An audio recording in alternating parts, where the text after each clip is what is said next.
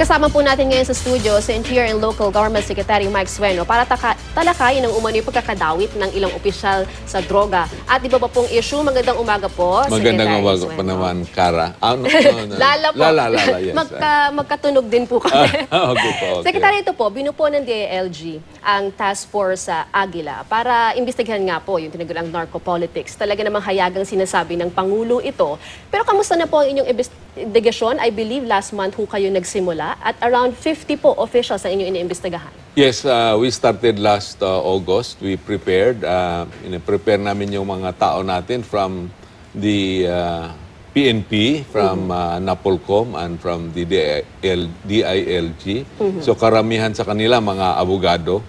So we prepared everything, and this week they have gone out. Starting last week, they already have gone out to the provinces. Lalo na doon sa iniimbestagahan namin ng mga officials. We are only investigating local government officials, no? So at saka yung mga pulis na sangkot. So, sa inyo po investigasyon, sa ngayon, to date, meron na ho ba talagang malinaw na ebidensya na konektado po ang mga opisyal na to o yung mga pulis na ito sa droga? Well, all of them, when they came to our office last month, they all denied that they were involved in the protection of drug activities. No? But they came because they wanted to clear their name. No? So sabi namin, if you want to clear your name, so you have to sign a waiver affidavit, no? Na you are waiving, you are opening all your assets, your accounts. So sa ngayon, we are still in the process of investigation. No? Wala ho ba tayong problema sa koordinasyon? Lahat po ba sa inyong iniimbestagahan ay talagang nakikipagtulungan at bukas sa inyong investigasyon? Kasi I believe meron din pong investigation ang PIDEA, meron din ho yung PNP. Paano ba yun? Iba-iba ho kayo ng investigation? Or simultaneously, you're doing the investigation? Paano po? Kinukuha namin ang mga data na sa mga investigations ng PIDEA at saka DDB or NICA or ISAF. No? So, ginagather namin ito lahat at saka biniverify kung totoo at saka baka may kulang. Yun ang ginagawa namin ng mga investigating teams natin. Lahat po ba ay nagtutugma? Merong hindi?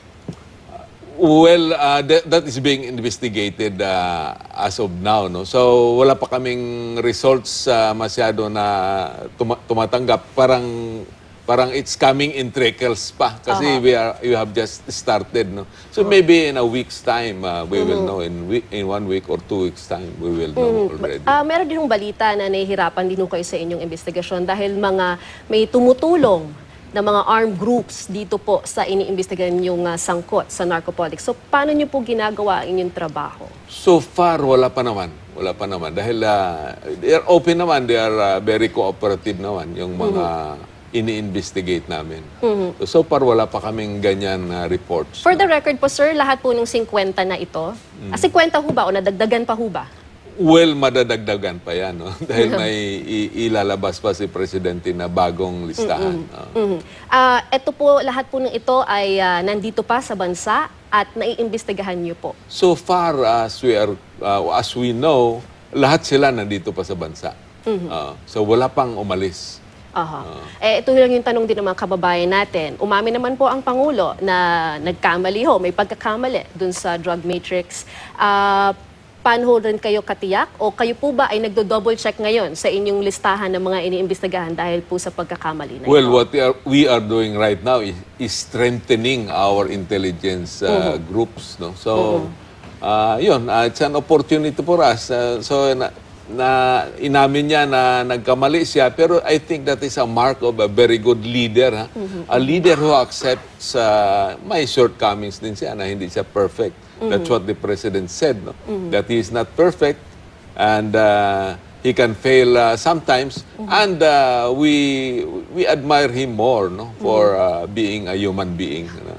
Secretary, ito po ang Pangulo gusto niya mabilis ang aksyon. Yun naman ang kanyang pinapangako po sa taong bayan. Ito hong inyong investigasyon, kailan po ang target niyong panahon na maaaring isa publiko na po ang resulta ng inyong investigasyon at mapangalanan na ang mga sangkot? alam namin many more names will be coming out. So we want to hasten this. If we can do it in a month's time, we will do it in a month's So by end of October, yes, maaasahan po ng publiko. At least partial, Secretary. Yes, at least Pwede na ho partial. ba kayo magpalabas? But the earliest is end of October. Yes, kung may matapos kami na 10 in 15 days, 20 days, ipapalabas namin Aha. ang results. Sa ngayon po, ilan po yung natapos nyo na imbestigahan? We're still in the So lahat process. po sabay-sabay po. Sabay-sabay. Ito po ba ay past politicians o meron hong mga present? Kung past politician sila, wala na kaming jurisdiction doon. No? So kung ang iba kasi, iba ng pwesto nila, iba naging yes. congressman. No? So Kasama pa rin po. so hindi na namin muna sinasama yun. Yung incumbent officials lang ng local government. Sa inyo tsaka pong police. pagpapatuloy ng Investigation Secretary, if I may ask, yung lumalabas po sa investigasyon, yung nakaraang pong administrasyon, ano po yung nagawa o kumilos ho ba sila para maimbestigahan din itong mga narco-politicians na ito? Well, kumikilos din sila. The fact that several of these drug lords are in prison right now. No? So, I think we owe it to them that they have done something, pero not in the magnitude of what the present administration is doing.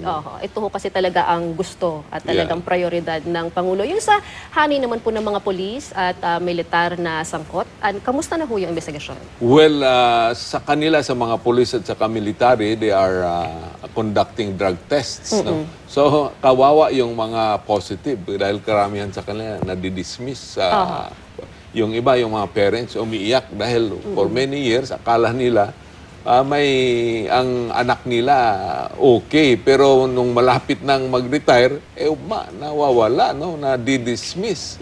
Pati yung mga benefits nila dahil they are involved in drugs. No? So, Secretary, para maintindihan din ho ng publiko, ano ho ba talaga yung master plan ni Pangulong Duterte laban dito sa pagsugpo ng droga sa bansa? Marami na ho siyang batikos na natatanggap maging sa ibang bansa. Nandiyan na ho yung pagkakasangkot o yung issue ng extrajudicial killing. So dahil ho ba sa laban na ito, mas marami pang tao ang aasahang mamamatay?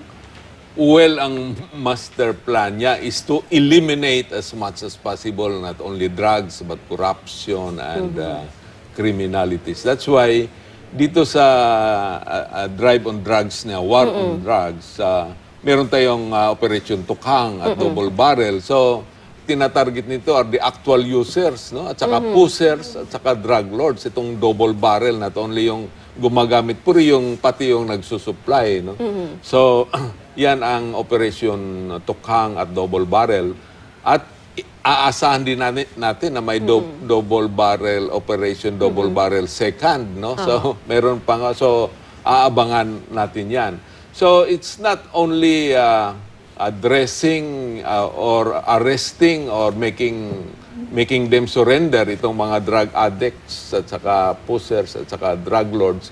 We are also in the process of rehabilitating them. So yun ang malasakit ng ating presidente. Hindi na totoo na patayin niya lahat, but he has compassion for the victims of drugs. No? Tingin niyo po ba ay kumbaga nagulo o na-shake yung mundo ng mga sangkot sa droga dito sa bansa natin? Well, talagang it's shaken. No? So sa experience namin, yung mga drug lords na of course noon untouchable sila. They were very powerful because they have the money, they have the guns, no? They have the people, and they are being feared. No? They are feared by the people. Now they are fearful. No? Karamihan sila nagtatago. So sabi nila yung ibang mga drug lords dito sa Maynila, nandoon na sa Mindanao, nagtatago. No? So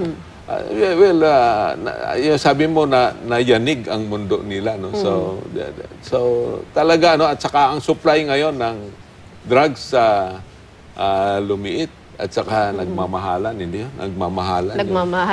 Nagmamahal. Tumaas po ang hindi pala yung presyo. nagmamahalan sila. Ang presyo nagmamahal. So mas mahirap na kung makabili. Ito po, yung malapit na ho ang 100 days ng Pangulo so far. Sa inyo pong pananaw, ano po ba ang talagang magmamarka po sa first 100 days ng Pangulo at malaking pagbabago na nagawa ng kanyang administrasyon? Well, I can only speak of the Department of Interior Yes, and Local Government, no? Dahil ang iba, marami din silang accomplishment. So, dito, we have launched the 911, yung 911 sa emergency calls, no? Na which is very successful in Davao City. But this is a pet project of the President, and he wanted this to be nationwide in scale. So originally dito sa Maynila we only had 15 call agents, but when we launched the 911 in August 1, we increased it to 30, and last month we increased it to another 15 with another 15 call centers, but this time in Cebu, and we have one in Davao, and we hope to expand in other big cities in the Philippines para pagtawag mo ng 911, maski saan ka man, we can respond to you. No? So that's it. So pangalawa, we also launched with DTI and the ICT itong streamlining of business permits and renewal of business licenses. No? When in fact before, ang renewals natin would last from 1 week to 1 month in some cases dahil maraming mga requirements, no? But we streamlined this. We cut down all the requirements, no? And now you can get permits and renewal of licenses in 2 days and even less than 2 days, no? So, mas mabilis ho na serbisyo Oh para yeah, sa mas mga mabilis kababayan kasi natin. ito ang problema ng ating mga negosyante, no? Doon ang corruption. Ayaw ni presidente yung corruption. Naawa siya sa mga naglilinya, no, sa mga tao. Secretary, matanong ko lang ho, ang inyong obserbasyon o opinion dun sa ginagawa pong pagdinig ng Senado sa extrajudicial killings? Ang pagdinig, well, they have the right. Everyone has the right to investigate it, no? Pero ang masabi lang namin, in all our cabinet meetings and even in all our private conversations, walang sinasabi ang ating presidente, wala siyang command sa mga police o sa military natin na patayin na walang due process. Gusto niya, sinasabi din niya palagi yung due process, no? May reason kayo kung may mapatay, siyempre kung patayin kayo, unahan nyo na siya. So, in self-defense. So, yan, kami, we do not believe that there is extrajudicial killings dito. At ito ho, kayo ho, meron din kayong yung proyekto na Masa Masid. Kailangan nyo yung tulong din ng taong bayan para rin tama yung mga isinusumbong at nakukuha nyo o naisusuplong na mga kriminal. Can you talk about this? Well, ang Masa Masid actually is an umbrella organization in the barangay. No? So, lahat ng mga existing public-private organizations, NGOs, CSOs, POs, in the barangays, i-coordinate namin ang lahat ng mga activities nila. At saka karamihan nito is intelligence gathering, no? So, dito natin i-gather kung sino diyan sa kanila, mga drug addicts, drug pushers, mga kawatan, mga rapists, no? Mga public officials na ano. So, and ibabalidate namin ng mga intelligence reports na makukuha namin, we will validate them. And yung mga itinuturo na ano na mga drug addicts, so mga we will go to them. We will ask the leaders of the Masa Masid to convince them to stop their vice, no? So, yan ang convince them muna, talk to them because they are also human beings. No? So, at saka isa pa, we will also institutionalize volunteerism. So, sa barangay, kung pwede lahat mag-volunteer. Sa amin sa probinsya, mag-volunteer sila to clean the streets, plant trees, or make gardens. Dito naman sa Metro Manila, napakatindi ng problema natin sa Esteros, no? At saka Manila Bay. So, perhaps we can ask volunteers to clean our Esteros dito. So, para may pang-iba. At saka, yung after the Davao bombing, we convened the RPOC, Regional Peace and Order Council. Pero sabi ng mga military, napakaganda ng mga insights niya. Sabi ng military at saka ng PNP, please do not rely on us alone in protecting your barangays. Rely also on the civilians, on yourselves. No? How do you help? Paano? Sabi niya, volunteer informations. So kung may mga suspicious looking people who come into your barangays at saka may suspicious activities, that are being done, report to us immediately. At So we ito- will do something. Ito po, Secretary, nasa ilalim niyo po yung NAPOLCOM and Yes, Internal Affairs Service ng PNP. May development po ba sa mga kaso ng death under investigation? Well, yes, there is. At least may mga folders. Lahat ng mga kaso ng patay related to drugs, may mga folders tayo. Yun lang ang IAS natin sa Internal Affairs Service. Medyo kulang pa tayo sa mga abogado. No? So, anyway, we are addressing that. No? So, at saka, so NAPOLCOM natin,